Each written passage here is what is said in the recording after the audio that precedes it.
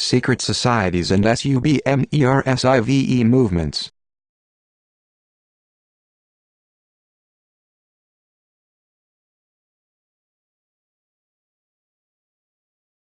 Nesta Webster published a book named Secret Societies and Subversive Movements to expose how they were used to further the WRM. She did not, however, come right out and say, "This secret power which controls all secret societies and subversive movements, at the top, is the synagogue of Satan." She does not carry her subject beyond its materialistic and temporal characteristics. She threw a great deal of light on Adam Weishaupt's secret life. She credits him with being the author of the original writings of the Order and sect of the Illuminati and the founder of the Illuminati. With these statements I cannot agree. My studies and research satisfied me that Weishaupt only revised and modernized the protocols of the Luciferian conspiracy in order to enable the synagogue of Satan to take full advantage of the progress being made in applied science, and the rapidly changing social, political, economic, and religious conditions. He didn't originate Illuminism. The Illuminati simply means holders of the light, just as the word protocols means original written draft of a plan designed to achieve a definite stated purpose. The Illuminati has existed since Cain defected from God. The protocols were written just as soon as man mastered the art of expressing his thoughts and recording his future plans by writing on material which could be preserved. The protocols were written long before Zion was ever heard of. Adam Weishaupt was at the age of 28, a professor of canon law at Ingolstadt University. He was a mental giant, commanding great respect in educational circles. Because he was Jesuit trained, many non-Catholics claim the Jesuits are the secret power which puts the Pope of Rome's plan to win ultimate world domination into effect. Following this line of reasoning, the enemies of the Roman Catholic Church claim that it is this religious institution which is the mystery, Babylon the Great, the mother of harlots and abominations of the earth.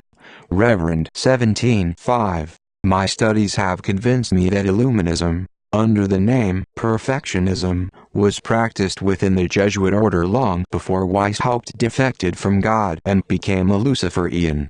Both movements, Illuminism and Perfectionism, were started to encourage human beings to become as near perfect as possible. There is an old saying, "The road to hell is paved with the good intentions of those who fail to put them into practice." The Jesuit order was the greatest teaching order during the 17th and 18th centuries. The synagogue of Satan, quite naturally, infiltrated its adjutor into the order as they infiltrate into every level of society. Their adjutor hid their true identity. They were clever enough not to be openly critical of the curriculum of the Jesuits. They simply advised those who set up the curriculum not to teach too much about the existence of the Luciferian conspiracy or tell the students how and why it was directed.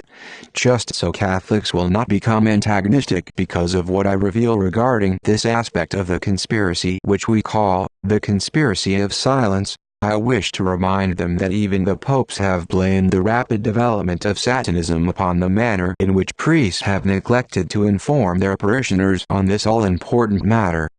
The bull, Summis Desideratis of Pope Innocent VII, issued December 6, 1484, was for a long time considered to be the papal declaration of war against witchcraft, which is only another word for Satanism.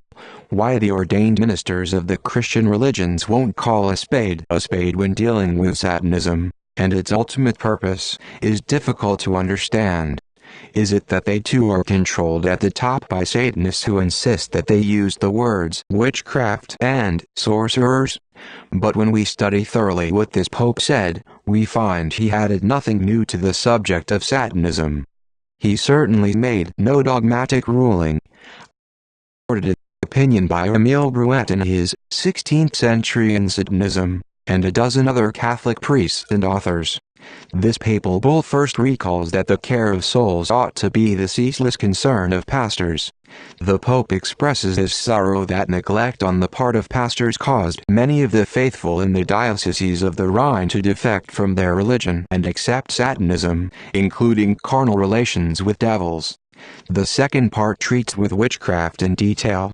The third part authorizes the inquisitors, Sprenger and Institores, to prosecute offenders with the rigors of ecclesiastical justice. This document fell far short of the decretals of Pope John XXII. Because Weishaupt played such an important part in modernizing the Luciferian conspiracy, it is advisable that the reader be given a few facts to enable him to understand how, and why, a brilliant young scholar can be caused to defect from God and literally sell his soul to the devil. Born in 1748, Adam Weishaupt became professor of law at the University of Ingolstadt, Bavaria, Germany in 1776. He specialized in canon law, the law that is intended to keep Christianity on the straight and narrow path of truth. He was lionized by false friends. He was inculcated by so-called intellectuals and modernists.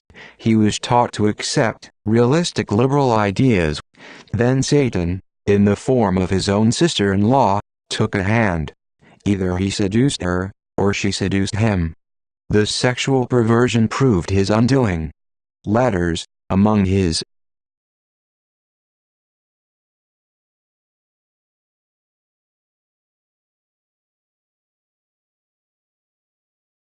correspondence, prove that he became so distraught when his sister-in-law was pregnant that he appealed frantically to his so-called friends. He implored them to help him procure an abortion before the birth of the child would overwhelm him with disgrace. Weishaupt's letters prove he was literally as proud as Lucifer.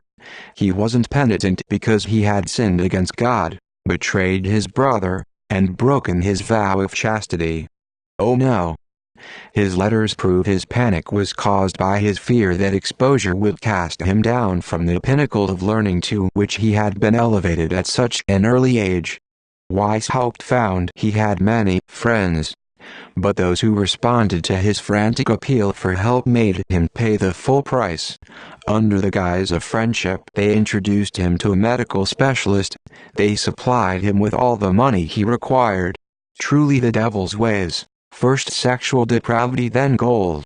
He was then brought under the influence of the newly formed House of Rothschild. He was retained to revise and modernize the age-old Luciferian protocols. His pride was given further inflation when he was asked to, or it was suggested, that he organized the Illuminati to put the revised version of the continuing Luciferian conspiracy into effect. Weishaupt wrote many books and pamphlets dealing with the Illuminati, and the New Order, which was the deceptive name modernists gave to totalitarianism, which is only another name for Luciferianism. In his Code of Illuminism, he gives detailed instructions to be followed by recruiters delegated to bring learned and wealthy and influential men into the Illuminati. People often wonder why lawyers dominate in the field of politics. We will explain. Weishaupt told his recruiters that the success of the movement conspiracy depended on their ability to bring about the conquest. People, lawyers in particular, who have the ability as speakers and are astute and active. To quote his own words, Weishaupt told those he instructed, "These people, lawyers, are true demons, most difficult to handle, but their conquest is always good when it can be obtained." He recommended as next on their list of conquest, teachers, university professors, and the superiors of seminaries whenever possible. Doesn't this explain the control the forces of evil now have obtained over our educational institutions, including our seminaries? When students studying for the ministry of the Christian religion can have the truth withheld from them, and ordained ministers, who learn the truth, can be forced by their superiors to keep silence, the devil has made tremendous strides in developing the Luciferian conspiracy towards its final goal. To prove that lies and deceits are the stock in trade to be used by Agentor of the Illuminati, Weishaupt told his recruiters, "If there is any man of great reputation, of his own merit, cause it to be believed that he is one of us." This advice was followed in the case of General George Washington. He was claimed to be a Mason of the highest degree by the Illuminists after Illuminism was introduced to America. This claim has been proved to be a deceptive lie. Illuminists have claimed, but never proved, that even popes have been initiated into their order. It is regrettable, but it must be admitted that there is a great deal of evidence to indicate a number of priests and ministers of Christian denominations are now being initiated into the Illuminati, the lodges of Grand Orient Masonry, or Pike's New and Reformed. Paula Diane Wright. A letter I received November 11, 1958, from a member of the Roman Catholic hierarchy frankly admits he has noticed things associates which indicates this statement is a fact. Weishaupt also wrote, "The Cause." He emphasizes the importance of conquering public officials so they can be used to monopolize public offices and bring about centralization of governments. Is this not what is happening in what is left of the so-called free nations today? Even kings and princes are considered by Weishaupt as preferred objectives. When Mazzini took over the direction of Weishaupt's program for wars and revolutions in 1834, under the guise of Director of Political Action, he reiterated what Weishaupt had said in this regard, and we quote, "The assistance of the influential is an indispensable necessity to bring about reform in a feudal country." In the jargon of the WRM leaders, this word reform means subjugation. Today we find Prince Bernhard of the Netherlands and Prince Philip of England active in the Bilderbergers and other international groups.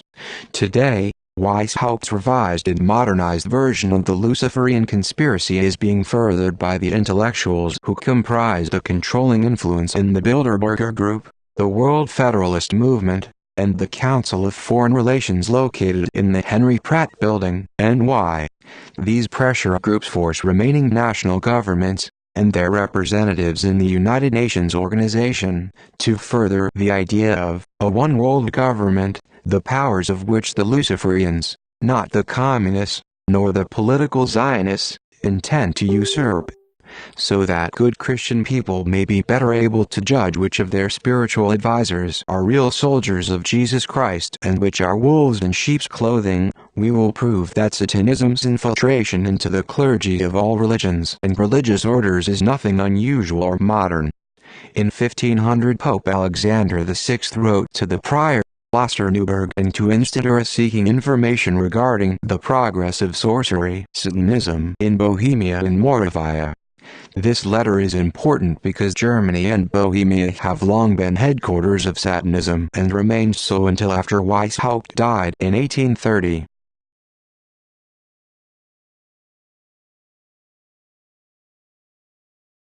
Satanism revived under the influence of Nietzsche's teachings. The councils of Cologne 1536 and 1550 revealed that members of the clergy had defected from their belief in God and were teaching and practicing Satanism. Those who comprised the membership of these councils ordered such clergy to be excommunicated.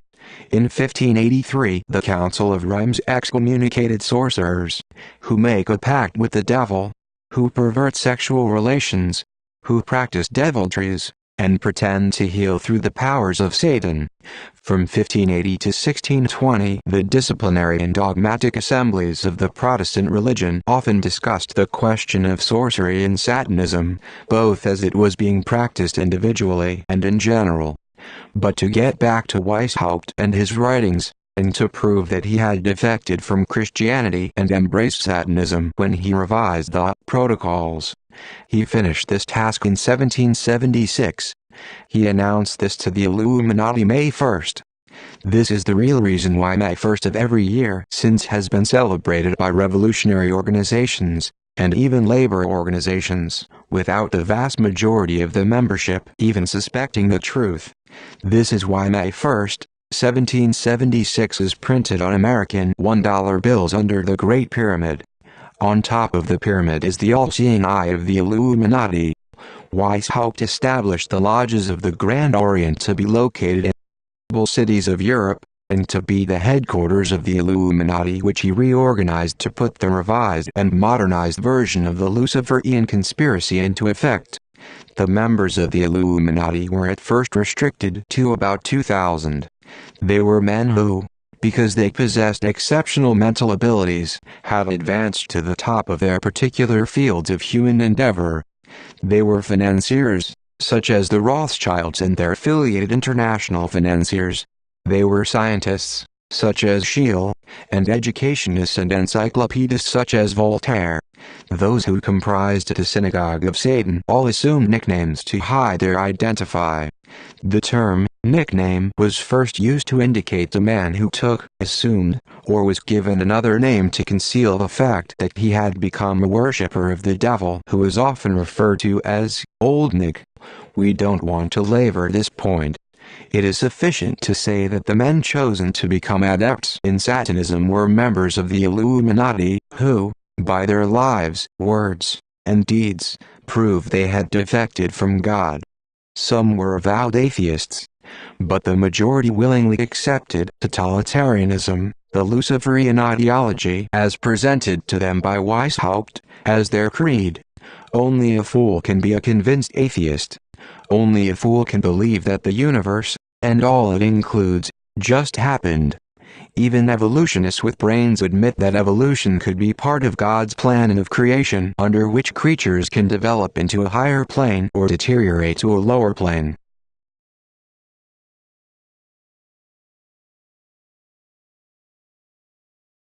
The Illuminati have one thing in common. They agree that those who use their brains to win success in this world have the right to rule others with less brains, on the grounds that the masses or common people just don't know what is good, best, for them.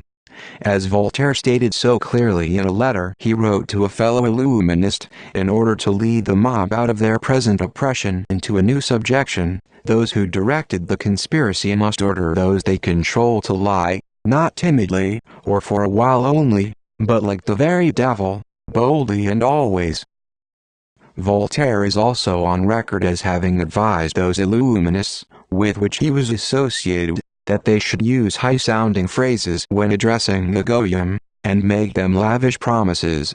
He added, "The opposite of what is said and promised can be done afterwards, that is of no consequence." The Goyim were encouraged to destroy established government and religions in order to establish democracies. Democracies were defined deceptively as being government, and religion, of the people, by the people, for the people. Thus the vast majority understand the word democracy even today. In actual fact, the word democracy means demoniacal or mob rule. Those who direct the Luciferian conspiracy, at the top, use the mob to do the fighting and destroy their governments and religions, then they subjugate the mob. As far as the high priests of Luciferian creed are concerned, it doesn't matter if Americans and British destroy the governments of other countries as long as the citizens of other countries ultimately destroy the governments of Britain, USA, by wars and revolutions. According to the Luciferian principle, wars always lead to revolutions. That is why communist leaders adopted the Luciferian slogan, "Revolution to end all wars." The Luciferian policy is wars to weaken governments, revolutions to complete their destruction. After every revolution, their followers, it is necessary to establish a proletarian dictatorship in order to restore law and order. Then in due time will come the socialist republic. That is another lie. The so-called proletarian dictatorship is always turned absolute dictatorship. When Lenin was asked, "How long will it for your absolute dictatorship give Soviet workers government?" he replied, "That's the question I cannot answer. Who knows how long it will be before the workers Goyim learn enough to be able to govern themselves efficiently? Unfortunately, the mob don't know what is best for themselves. Mob is communist jargon. Goyim is Luciferian. There is really no difference. All lesser beings are considered human cattle. In order that the Illuminati could obtain control of the Goyim and make them fight wars and revolutions to further the secret plans of those who direct the Luciferian conspiracy, at the top, Karl Marx was instructed to write the books Das Kapital and the Communist Manifesto. He advocated atheism. Weishaupt and Pike End.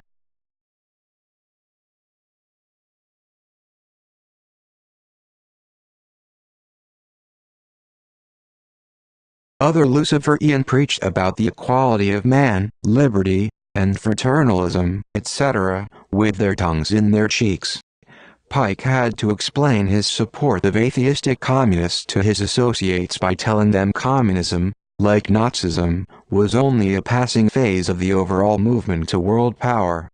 Satanism was encouraged in the lower degrees of the Grand Orient lodges established by Weishaupt, as it was in the lower degrees of the new and reformed Palladian Rite as organized by Albert Pike nearly 100 years later when he took over the direction of the Luciferian conspiracy. Satanism was, and still is, celebrated at the Black Mass. This has often been referred to as the Witches' Sunday. The Black Mass perpetuates Satan's initiation of Eve into the pleasures of sexual intercourse and the secret of procreation.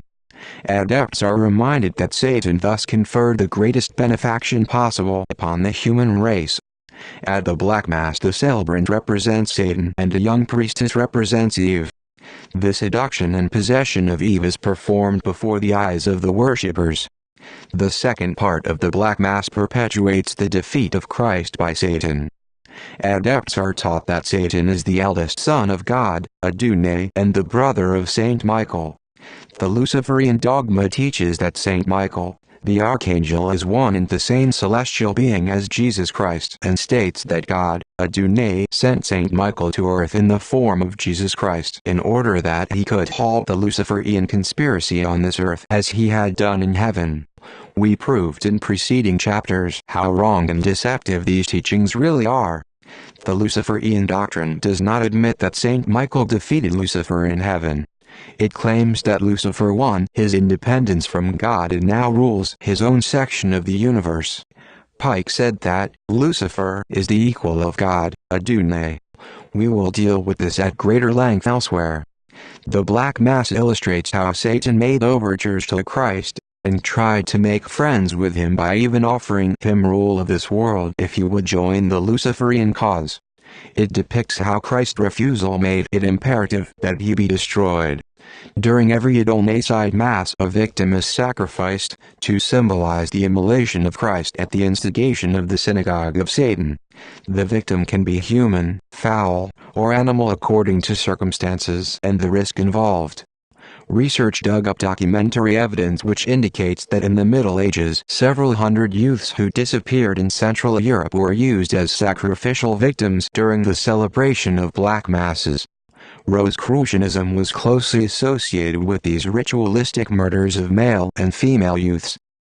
But Rosicrucianism and Illuminism are now being introduced to the general public as movements based on the highest of ideals. Much more recently, British, French, German, and even American police authorities have investigated similar crimes where the bodies have definitely been branded with symbolic figures used in rituals of satanic rites. The third part of the Mass consists of the desecration of a host consecrated by a priest of the Roman Catholic Church. If an ordained priest can be hired, or blackmailed, into consecrating a host, he is well paid for his services. In 1513 Pope Julius ordered the Inquisitor of Cremona to prosecute those priests who were abusing the Eucharist with the practices of witchcraft, Satanism, and who were worshipping the devil. 17 In more recent years Roman Catholic churches have been broken into in order to procure consecrated hosts for this diabolical purpose. One Satanist in America forced his wife to attend communion rail in Catholic churches and save the host she received at communion for him to use. She confessed this to a friend of mine before she died. After a Black Mass, the worshippers, both men and women, indulge in an orgy. The women who take part in these orgies are members of what are termed lodges of adoption. They are used as common property by the members of the male organization. There are several kinds of Black Masses as there are high and low Masses in the Roman Catholic and Church of England services. Satanism also includes a wide variety of sexual orgies organized for the purpose of placing influential people, whom they wish to control, in an incriminating situation. One man told me that what took place at these orgies actually made him vomit. Satanism is introduced to stag parties in the form of what is known as a circus. These circuses are quite common in most large cities.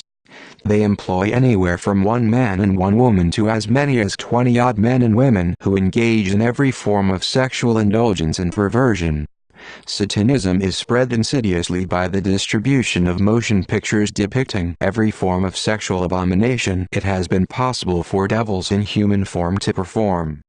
Satanism is being introduced into our schools and colleges and training institutions by those so-called modernists who, posing as psychiatric specialists, teach Freudian theories to their students under the guise of modernism. Under this heading, medical students, and girls learning the art of nursing, are made to believe that masturbation and the practice of homosexualism are perfectly normal practices in the development of a human body and are good for the individual. 18.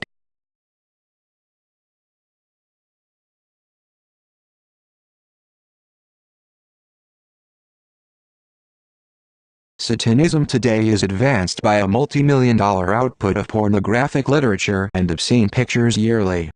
The sales of this mind-destroying filth is increasing steadily year by year.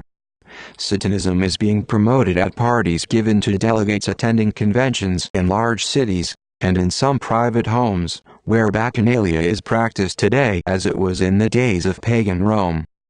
But members of the public inveigled into attending the sexual fringes of Satanism are not permitted to know that, at the top, directing all the many phases of action of the conspiracy is the synagogue of Satan. They are not permitted to even suspect that the synagogue of Satan is itself controlled at the top by the high priest of the Luciferian creed. At first, those who proselytize for Satanism get their intended victims to witness sexual performances out of curiosity. Then they get them to practice Satanism by convincing them there is nothing wrong in nature. So their victims sin because they like to sin. Progress along these lines at first deadens and then kills the victim's conscience. When properly hog-tied, the victim is used to serve Satanism's diabolical purposes. The effect of Satanism is to be seen and heard at so-called parties everywhere. Dirty stories are now told to, and by, members of both sexes at every opportunity. Language which connects the name of Jesus Christ with unprintable four-letter words is in common use.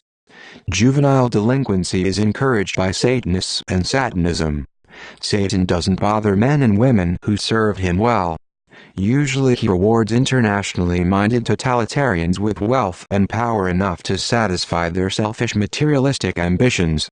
The point to remember is this: every form of internationalism, every totalitarian idea, every racket, every negative organization and movement, serves to further the secret plans of those who direct the Luciferian conspiracy at the very top.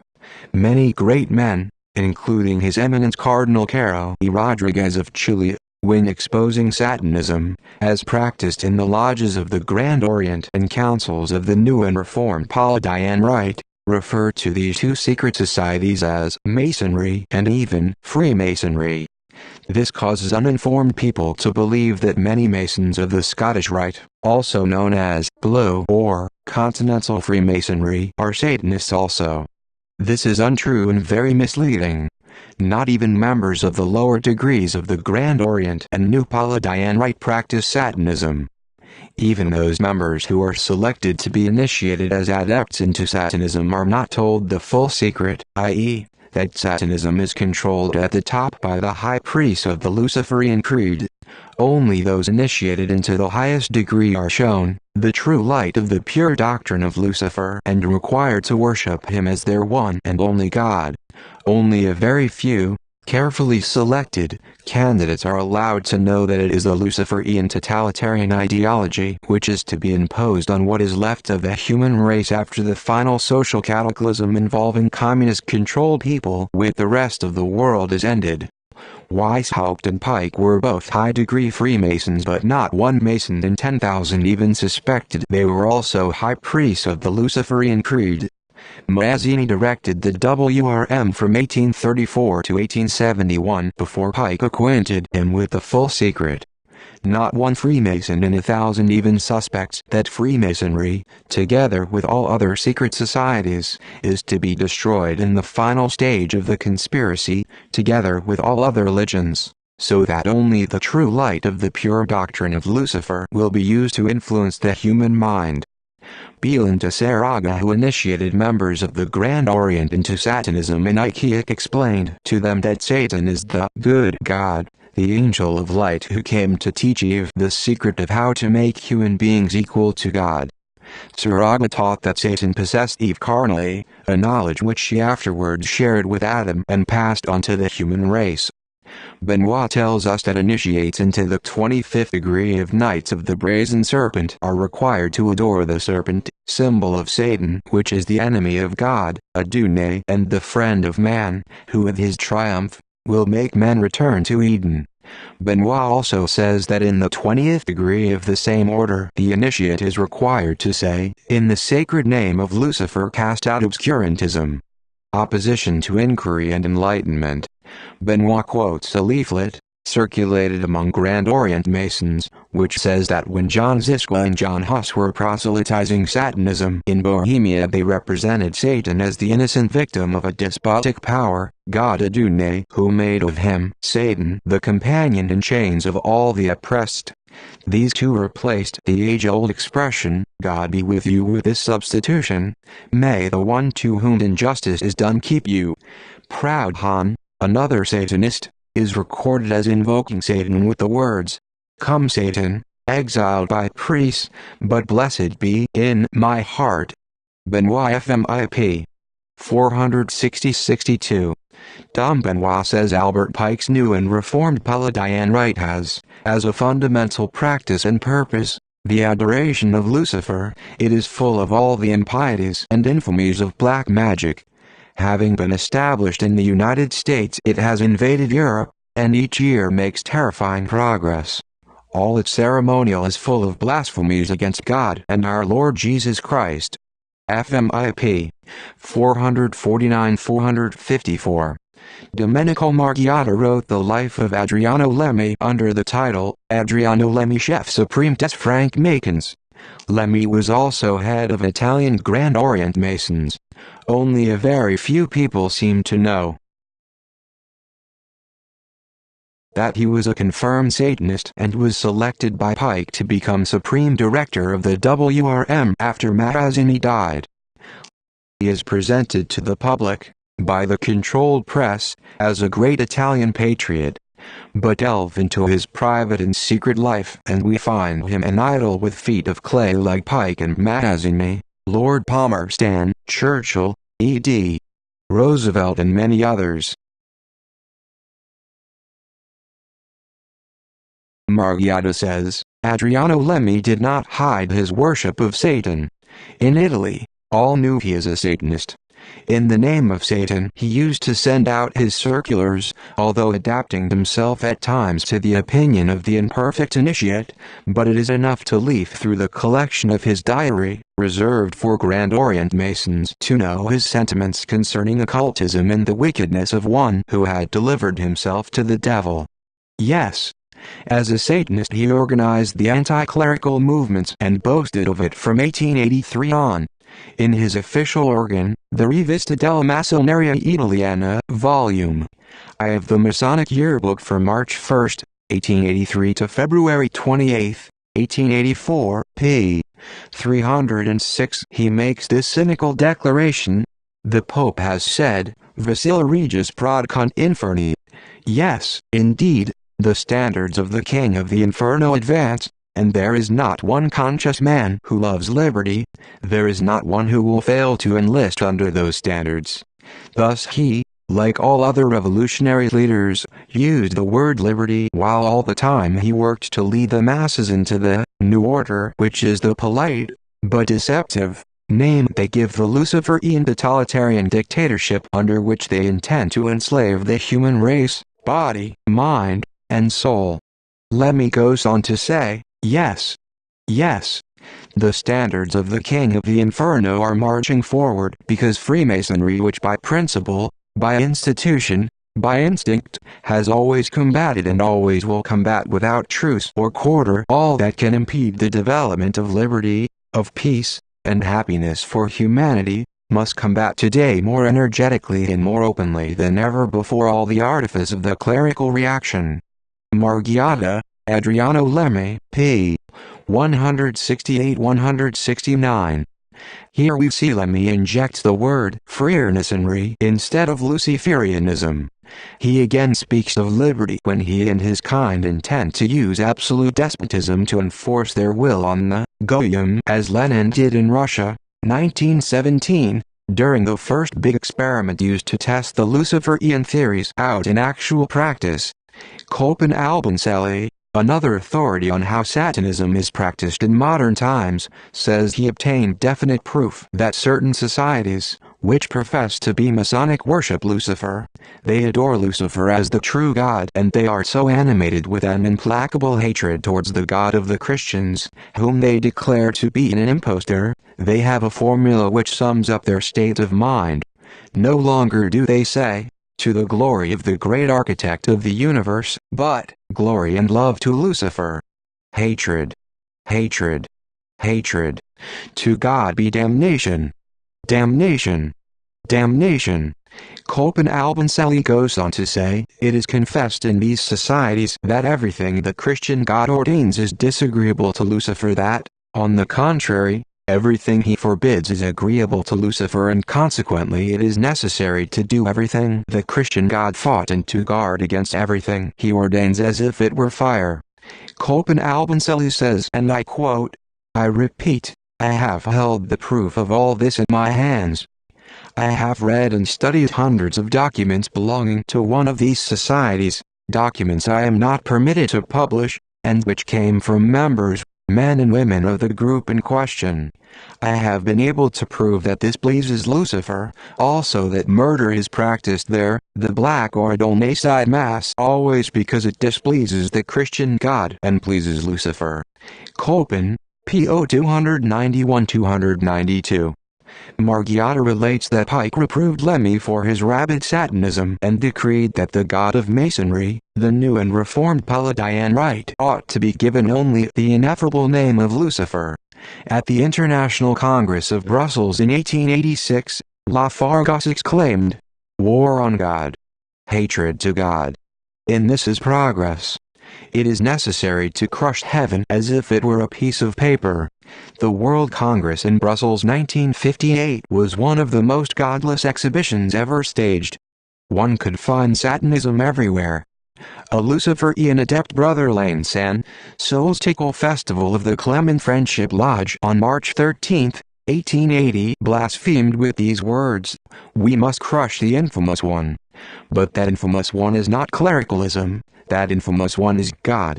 International Review of Secret Societies, number 17, 1924, pages 309-310. We have only quoted a few unrelated authors who in the second half of the 19th century found out truths I confirmed as the result of my own research in the first half of the 20th century. Those who direct the Luciferian conspiracy can keep this information locked up because they control the press and all avenues of public information. But is it not strange that the ministers of the Christian religion don't insist on making these truths known from their pulpits, set up in what they claim are Christian churches, the houses of God? In order to drive the final nails in the coffin of those who try to make the general public believe that all Freemasons are tarred with the same brush, Satanism and or Luciferianism, I wish to point out that both Weishaupt and Pike took particular care to provide for the total destruction of Freemasonry, together with all other secret societies, in the final stages of the conspiracy. In the lectures delivered on the Protocols of the Luciferian Conspiracy, as divided into chapters and paragraphs by Marsden, the lecturer said Masons and Freemasonry are to be dealt with as follows. Chap. IV. Par. 2. Who and what is in position to overthrow an invisible force? And this is precisely what our force is. Gentile Masonry blindly serves as a screen for us and our objects, but the plan of action of our force, even its very abiding place, remains for the whole people an unknown mystery. Because this copy of the lectures was to be used for arousing anti-Semitism in Russia to boiling point, the word Gentile was introduced.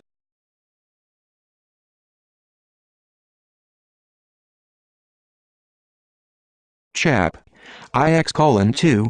The Masonic watchwords, liberty, equality, and fraternity, will, when we come into our kingdom, be changed to mean the right of liberty, the duty of equality, the ideal of brotherhood. That is how we shall put it. The lecturer then goes on to explain, nowadays, if any states raise a protest against us, the Satanists and Luciferians who direct the WRM at the top, it is only pro forma at our discretion and by our direction, because they control the policies of all governments from behind the scenes. There is also a statement made which refers to the management of our lesser brethren. This statement indicates the directors of the Luciferian conspiracy intended to use lower-degree Masons as they use lesser Jewish brethren to serve their own secret plans and sacrifice as many as necessary to serve their own devilish purposes. Chap. XIA 5:7 says, "We shall keep promising to give back to the people all the liberties we have taken away as soon as we have quelled the enemies of peace and tamed all parties. It is not worthwhile to say anything about how long a time they will be kept waiting for the return of their liberties. For what purpose then have we invented this whole policy and insinuated it into the minds of the Goys without giving them any chance to examine its underlying meaning? For what, indeed, if not in order to obtain in a roundabout way what is for our scattered tribe unattainable by the direct road? It is this which has served as a basis for our organization of secret masonry, which is not known to, and aims which are not even so much as suspected by, these GOY cattle, attracted by us into the show army of Masonic lodges in order to throw dust in the eyes of their fellows." The above reads as if Jews were directing the conspiracy, but we must remember we are dealing with the high priests of the synagogue of Satan, the masters of deceit, whom Christ told us are them who say they are Jews but are not, those who serve Satanism all over the world, seeking the ruin of souls, are just as much the scattered tribe as are the Jews. Hebrews. Chap. XV tells what is going to happen to all lesser beings, Masons, Jews, Christians, etc., etc., when we, the high priests of the Luciferian creed, at last definitely come into our kingdom by aid of a coup d'etat prepared everywhere for one and the same day, after all existing forms of government has been definitely acknowledged. This lecture was delivered between 1873 and 1901. The lecturer told his listeners it might take a century to place those who directed the conspiracy, where no power or cunning can prevent us usurping undisputed world domination. He tells his audience that once in power, they shall take the following steps to make certain they remain in power. 1. We shall slay without mercy all who take arms to oppose our coming into our kingdom. 2. Belonging to anything like a secret society will be punishable by death. 3. Those who, having belonged to secret societies has served the SOS, are to be disbanded and sent into exile, exactly as was done in Russia and is now being done in China. The lecturer adds, in this way we will proceed with Masons who know too much. 4. Death will be the penalty of all who hinder our affairs. We execute Masons in such wise that none save the Brotherhood can ever have suspicion of it, not even the victims themselves of our death sentence. They will all die when required as if from a normal kind of illness. Scottish Rite Masons would do well to investigate and expose who among them are secretly of the synagogue of Satan. By their fruits ye shall know them. Because Christ told us Lucifer is the father of lies and the master of deceit, we will examine General Albert Pike, alleged patriot, and considered one of the greatest doctors of Masonic science, in the light of his own words, which were never supposed to see the light of day. He said, The blue degrees are no more than the outer door of the temple portal. Part of the symbols are explained here to the initiated, but he intentionally deceived with false interpretations. It is not intended that he understand them, but rather that he imagine himself to understand them. Their true interpretation is reserved for the initiated ones, the princes of Masonry. Masonry, continues Pike, like all religions, all mysteries, Hermeticism and alchemies, hide secrets from everyone except the initiated sages or elects, and employs false explanations and interpretations of its symbols to deceive those who deserve to be deceived, and to hide from them the truth, which is called light, and to separate them from it. 19. It is only when we compare the above statement with the information contained in Pike's letters to Mazzini and others who became initiated sages and the elect of the Luciferian creed that we can understand and appreciate the terrible truth hidden behind the above quoted words.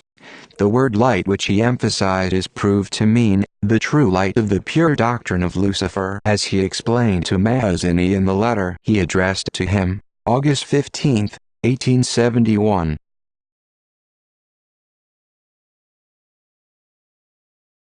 I consider many Freemasons among my friends. During the 1930s I had the honor and privilege to be the guest speaker at numerous Masonic lodges. I was so honored by the Ionic Lodge of Hamilton, Ontario, the oldest lodge in Canada, on several occasions. It is with feelings of love and charity that I reveal that they are lied to and deceived, and that their society is used as a cloak to cover up the true identity and purpose of the members of the Synagogue of Satan, who use their temples as their secret headquarters so they can work secretly and mysteriously, in the dark, promoting Satanism and directing the Luciferian conspiracy. I know that Masons, in blue Masonry, swear on the Bible when taking their oaths. That proves the vast majority believe in God, Adonai, as the creator of heaven and earth, whom they call the grand architect of the universe. I know the vast majority of apprentices mean every word they say when they swear by God. They will never reveal the secrets. And I know that the God they swear by is the God they think of as that supernatural being who cast Lucifer and his fellow rebels out of heaven and into hell. I know that of the vast number of Freemasons, located throughout the world, that only a few, and a very few, deteriorate to the point they are considered worthy to be initiated into Satanism. I know that still fewer are selected to become members of the elect of Lucifer. As far as my studies go, I feel that the insidious purpose behind Luciferian infiltration into Freemasonry and all other religions is to deceive them into directly and indirectly promoting the idea of a one-world government and religion. As I said before, I repeat once more, not one Mason in 10,000 even suspects that those who direct all aspects of the Luciferian conspiracy intend to usurp the powers of the First World Government to be established and then impose the Luciferian ideology upon what is left of the human race. I know that some of the very fine Masons I am proud to consider my friends would become violently ill if asked to utter the blasphemies against the God they worship and adore, and take part in the abominations practiced at one of Pike's modernized black masses, to which he gave the name Adonai Mass,